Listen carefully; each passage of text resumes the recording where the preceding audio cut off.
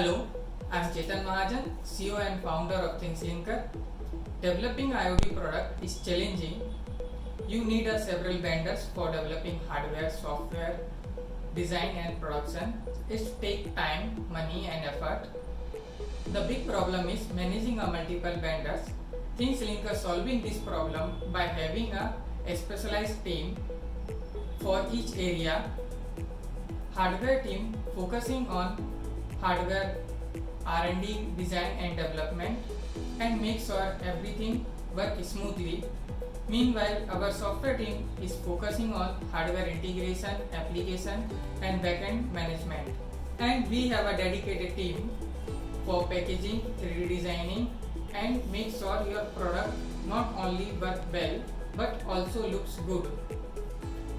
By having expertise in every area, we make sure everything is done right and save your time, effort and money.